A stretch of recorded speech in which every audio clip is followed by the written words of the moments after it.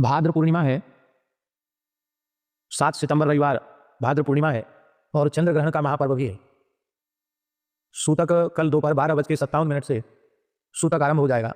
मोटा मोटी समझना चाहिए कि 12:30 बजे से सूतक का काल आरंभ हो जाएगा। वैसे 12:57 समय है, लेकिन अपने को 12:30 से मानना चाहिए, जिससे कि सूतक के पूर्व की जो तैयारी है वो 12:30 बजे तक कर लें। अपनी शिखा में कुशा धारण कर लें, जो भी सूखा सामान है उसमें कुशा डाल दें। और सूतक के काल में जो रुग्ण हैं उन रुग्ण को, रोगियों को फल जल आदि ले सकते हैं, अन्न नहीं लेना चाहिए। ग्रहण काल में सर्वथा जल भी नहीं लेना चाहिए, मलमूत्र का त्याग भी नहीं करना चाहिए। और रात्रि को 9:57 पर चंद्र ग्रहण का स्पर्श हो जाएगा।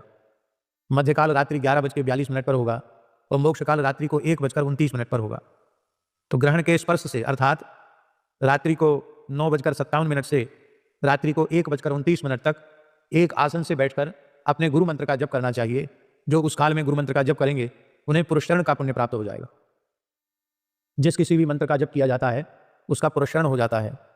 तो यह ग्रहण का काल अत्यंत पवित्र काल है। इसमें शयन नहीं करना चाहिए, भोजन नहीं करना चाहिए, स्त्री का स्पर्श नहीं करना चाहिए सकाम भाव से।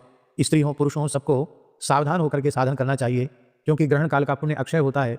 सर्वम गंगा समम तोयम सर्वे व्यास समाधिया, सारा जल गंगा जल के तुल्य हो जाता है और सभी ब्राह्मण वेद व्यास के तुल्य होते हैं।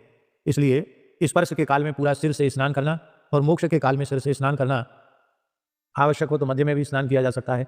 बहुत से लोग तो जल में ही बैठ करके पूरा जप करते रहते हैं, लेकिन जिसके शरीर की जैसी सामर्थ्य हो, स्पर्श काल में एक बार स्नान और मोक्ष काल में स्नान। मोक्ष काल के बाद फिर लगभग 1:29 पर मोक्ष काल है, तो स्नान करते करते 2-2:30 बज जाएगा।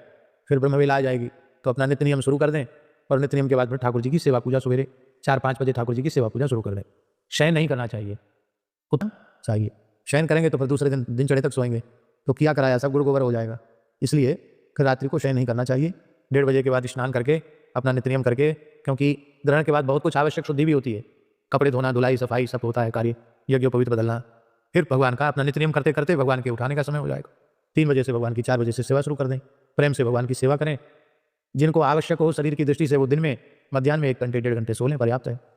तो ये ग्रहण का काल व्यर्थ नहीं करना चाहिए। ग्रहण की सूचना।